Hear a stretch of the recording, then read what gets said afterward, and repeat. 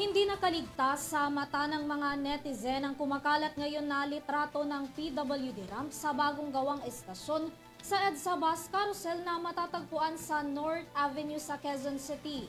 Kung ang mga netizen may iba't ibang reaksyon dito, si Senator Grace Poe pinuna rin ito at sinabing lubhang mapanganib at tila hindi raw pinag-isipan.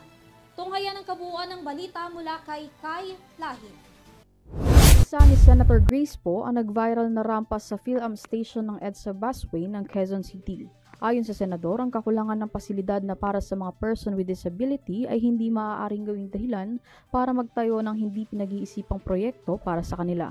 Dagdag pa nito, imbis daw na makatulong sa mga PWD ay baka mailagay pa nito sa panganib ang buhay ng mga gagamit ng rampa.